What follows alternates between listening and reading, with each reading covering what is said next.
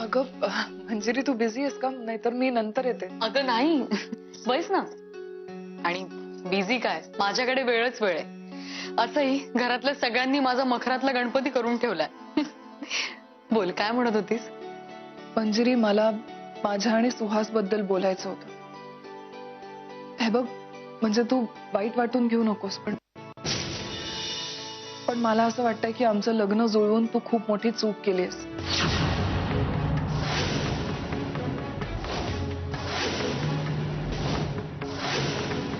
काय? प्रिया, काय झालंय?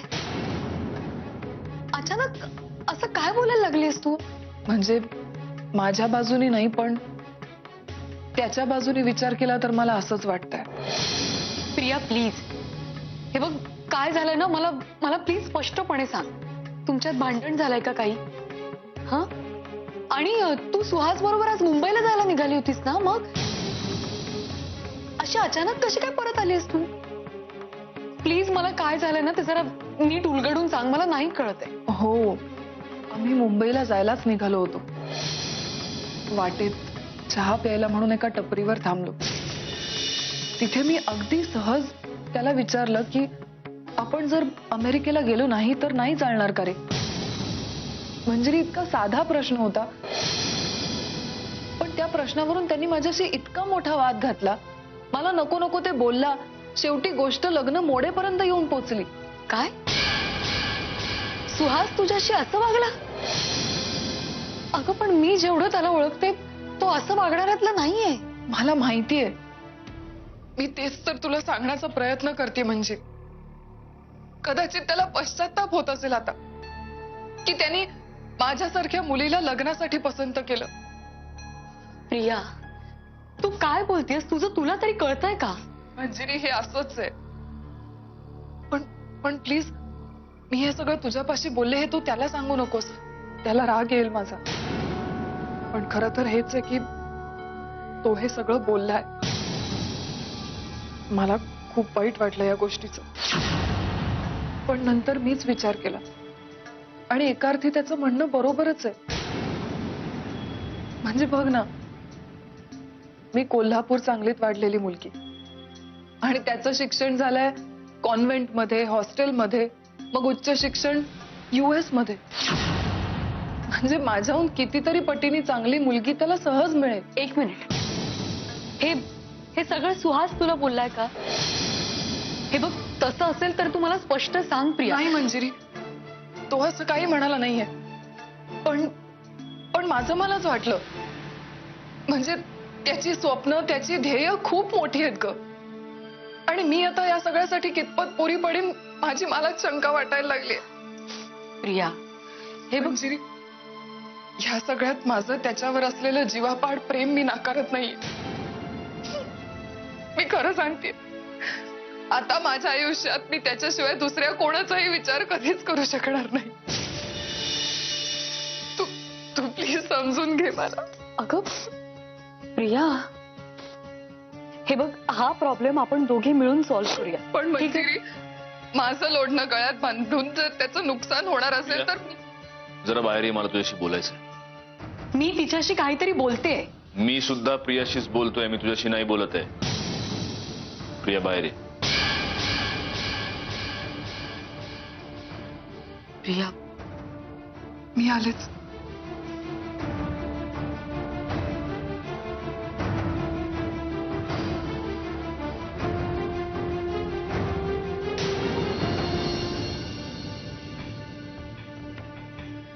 काय चाललंय तुझं? हा, काय चाललंय काय तुझं? तुझ्या सुहासच्या प्रेमातल्या कटकटी तू मंजिरीला येऊन का सांगतेस? तुझं जे काही असेल ते त्याच्याबरोबर जाऊन सॉल्व्ह कर ना. त्याच्यात मी फक्त माझं मन मोकळं करत काय होते. गरज काय मन मोकळं करायची? हजारदा सांगून झालं तर पुन्हा फोड करून सांगायचं. त्या दिवशी अख्ख्या घरासमोर सांगितलं ना मी की मंजिरीला कुठल्याही प्रकारचा मानसिक त्रास होईल असं तिच्याशी काही बोलू नका, तिला काही सांगू नका. डोक्यात शिरत नाही का तुझ्या? तरी तू तुझं रडगाणं घेऊन तिच्याकडे जातेस. सॉरी, माझ्या नाही लक्षात आलंय. मला कळलं नाही मी कोणाबरोबर शेअर करू हे सगळं, म्हणून मी. तुला जे काही शेअर करायचं ना ते सुहास बरोबर जाऊन कर, त्याच्याबरोबर बोल. तो बाहेर उभा आहे, भेट जाऊन त्याला. काय? इथे आलाय? होय.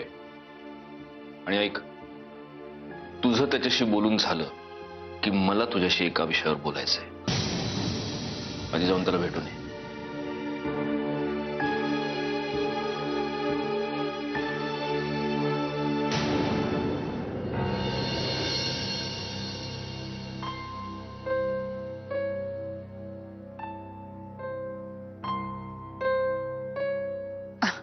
आत यायचंस ना, तुझ्या बहिणीचं घर आहे. नाही, मी तुलाच भेटायला आलो होतो Priya. Priya, I am extremely sorry. ती सॉरी नको म्हणू. ऍक्च्युली मीच सॉरी म्हणायला पाहिजे. मीच सकाळी हायपर झाले, मग घरी यायचा हट्ट काय धरला. I am sorry. माझ्यामुळे तुझं विजाचं काम राहिलं. प्रिया, विजाचं काम काय ग? ते आज ना उद्या होईलच. पण आज आपण एकत्र कुठेतरी बाहेर जायला निघालो होतो आणि सगळ्याचाच एकदम फियास्को झाला. त्या फियास्कोसाठी सॉरी.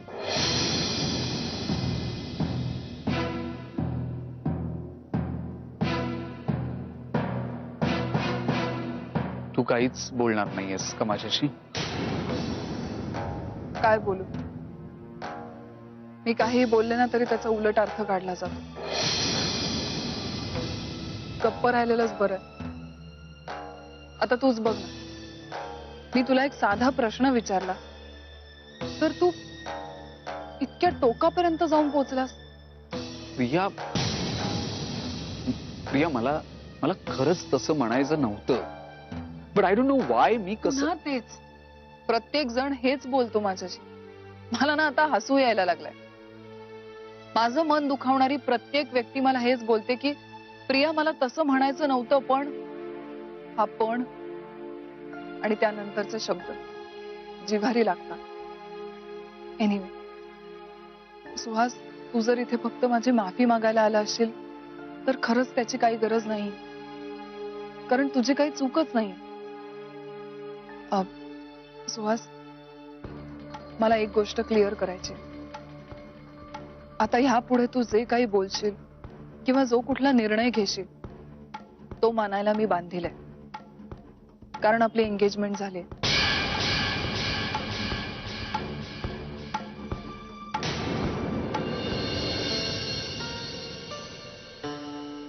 तुम्ही काय बोललात प्रियाशी?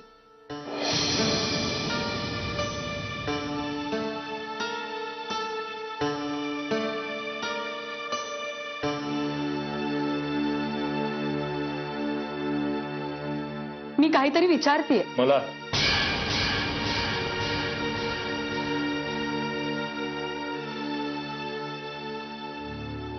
तुम्ही काय बोललात प्रियाशी? सुहास आलाय बाहेर, तो आणि ती बोलतायत. सुहास आलाय?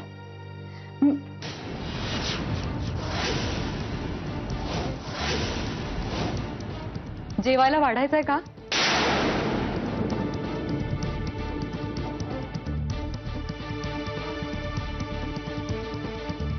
मला जेव्हा भूक लागेल तेव्हा माझं मी खाऊन घेईन. कोणीही विचारपूस करायची गरज नाहीये.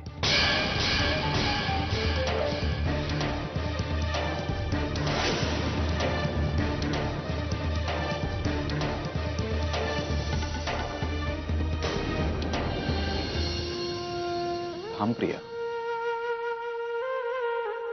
आपलं सगळं बोलून झालंय. आता बोलण्यासारखं काहीच नाहीये सुहास. आहे प्रिया, मला माझी बाजू मांडायची संधी दे ना.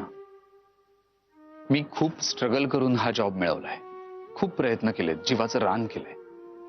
त्यामुळे ह्या जॉबवर मला पाणी सोडावं लागेल असा मी कधी विचार सुद्धा केला नव्हता. तशी कल्पना सुद्धा मी करू शकत नाही, यु नो. पण तू जर अनकम्फर्टेबल असशील तर. सुहास, प्रश्न माझ्या कम्फर्टचा नाहीच आहे. हे बघ, तू माझ्यासाठी तुझ्या आकांक्षा, तुझी स्वप्न ह्या सगळ्याला मुरड नको घालूस. आणि माझ्यासाठी थांबायची काही गरज नाही, कारण माझ्यापेक्षा कितीतरी पटीने चांगली मुलगी तुला सहज मिळेल. पण हा जॉब पुन्हा मिळणार नाही. या सुहास, एक मिनिट. अजून माझं बोलून झालं नाही. सुहास, पण जर तू इथे राहून जीवाचं रान करणार असशील तर तुला कुठे नोकरी करायची गरजच नाही. म्हणजे मला असं वाटतं की तुझ्यासारख्या हुशार मुलांनी इथे बिझनेस सेट करायला पाहिजे. तू जर तुझं इथे राहून कर्तृत्व गाजवणार असशील तर तुझी बायको म्हणून शेवटपर्यंत तुझी साथ द्यायला मला जास्त आवडेल. पण तू माझं हे बोलणं कितपत गृहीत धरशील नाही धरशील माहिती नाही, कारण तू तुझा निर्णय घेऊन मोकळा झालायस.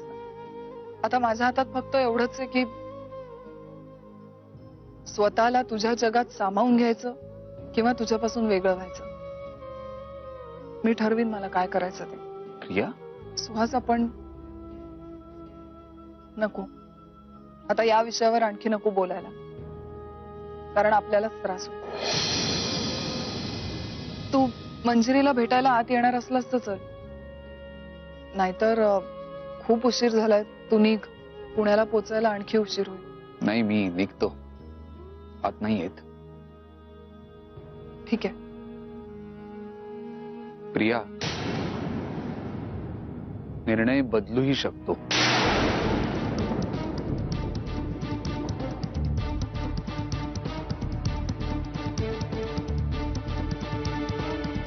हो, निर्णय बदलता येतात ना. आता तूच ठरव, तुला नोकरीचा निर्णय बदलायचा आहे का लग्नाचा. म्हणजे प्रिया, तू मी US ला जाऊन नोकरी करण्याचा निर्णय घेतला तर माझ्याशी लग्न करणार नाहीस? हे बघ, पुन्हा गैरसमज. असं फक्त एवढंच म्हणणं आहे, जर तू खरंच अमेरिकेला जाणार असशील ना तर एक चांगली मैत्रीण म्हणून मी एवढाच सल्ला देईन की तू माझ्याशी लग्न करू नकोस.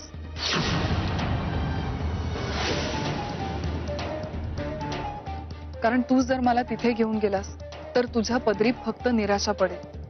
आणि तिथे जाऊन जर तुला असं कळलं की तू तुझ्या आयुष्याची गाठ एका चुकीच्या मुलीशी बांधलीस तर मात्र जीव देण्या वाचून माझ्याकडे दुसरा कुठलाही पर्याय उरणार नाही.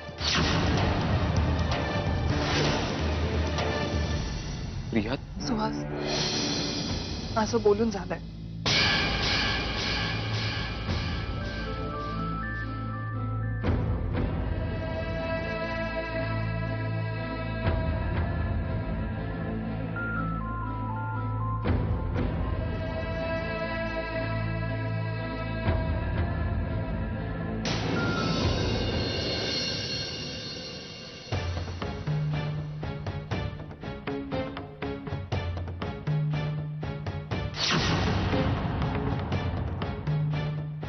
हे तुझं तुझं काय नवीन नाटक आहे? तुला अमेरिकेला जायचं नाहीये? मी अमेरिकेला गेले किंवा नाही गेले याच्याशी तुझा काय संबंध आहे? आणि मला तिथे नाही जावंसं वाटत आहे. मला असं वाटतंय मला तिथे खूप लोनली आणि अनकम्फर्टेबल वाटेल. हे सगळं मुद्दाम करतेस ना प्रिया तू, मला त्रास देण्यासाठी. तुला अमेरिकेत गेल्यावर लोनली आणि अनकम्फर्टेबल फील होईल हे तुला आधी नव्हतं कळलं? आधी नव्हतं बोलून दाखवता आलं? अरे पण मी बोलले नाही याचा अर्थ मला हे वाटत नव्हतं असं होत नाही ना. सत्यजित, सुहास माझा होणारा नवरा आहे. मला काय फील होतं, काय वाटतं हे त्याला सांगणं गरजेचं आहे. कर्तव्य आहे माझं ते. सत्यजित, मला कितीही जेन्युइनली काही गोष्टी वाटत असल्या ना तरी तुला त्यात कारस्थानच दिसतं. आधी मंजिरीवर संशय घ्यायचास.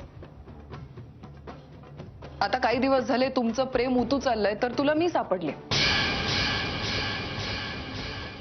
पण तू काळजी करू नकोस. मी US ला जरी गेले नाही तरी इथे नक्कीच नाही राहणार.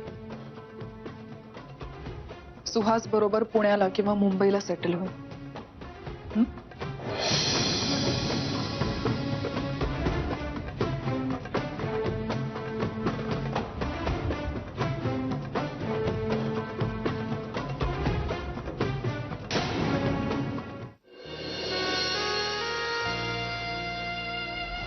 हाय. मी सुहास.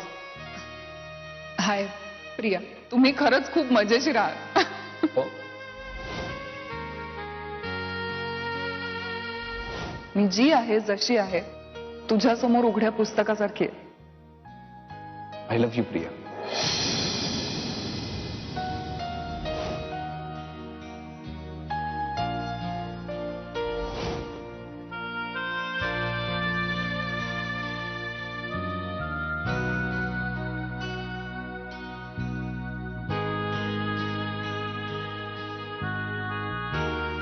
थँक्यू.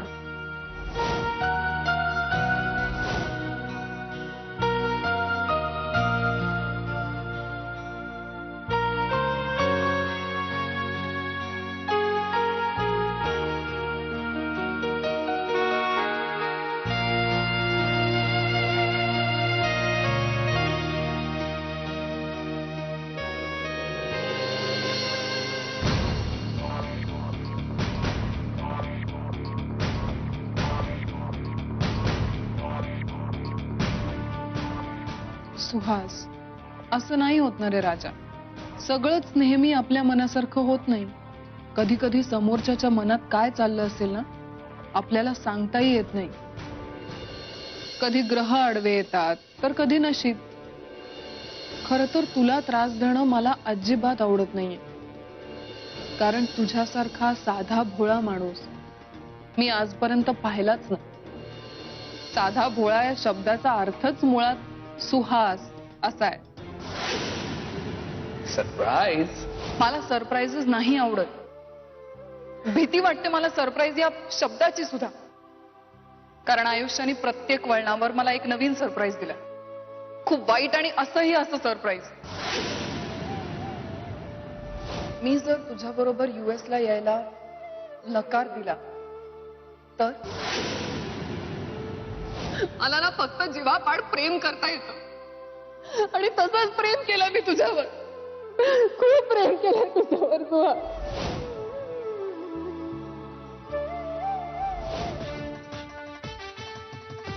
पण तू कितीही साधा भोळा असलास ना तरी मी तुझ्यावर दया दाखवू शकत नाही, कारण शस्त्र हे नेहमी शस्त्रासारखंच वापरलं जातं, ते कितीही लोभस असलं तरी.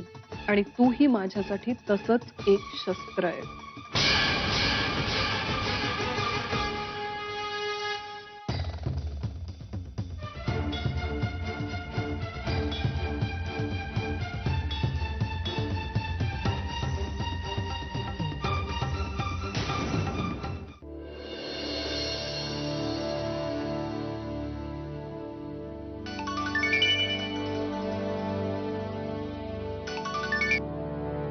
हॅलो सुहास, तू इतक्या रात्री का फोन केलास?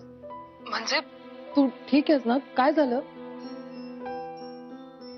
नाही, मी ठीक आहे. प्रिया, मी तुला म्हटलं होतं ना, काही निर्णय बदलू शकतात. मी माझा निर्णय बदललाय प्रिया.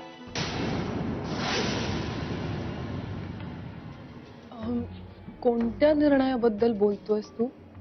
मी आपला साखरपुडा मोडणार नाहीये. लवकरच चांगल्या मुहूर्तावर आपलं लग्न होणार आहे प्रिया. यावरून तुझ्या लक्षात आलंच असेल की मी कोणता निर्णय बदललाय.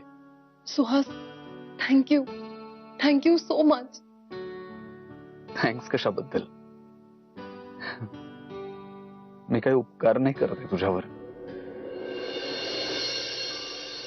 तुझ्यावर प्रेम केलंय मी जीवापलीकडे. तेवढंच सिद्ध करतोय बस. Love you. Good night. Good night.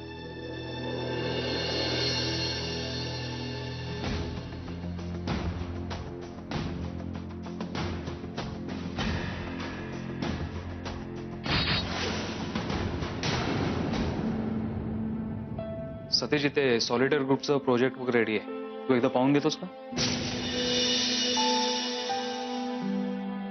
Hello, काय? मी काहीतरी बोलतोय. हा, दे ना. काही त्या फाईल मध्ये काही बघायचंय का? नाही नाही, ते एवढं महत्वाचं नाहीये.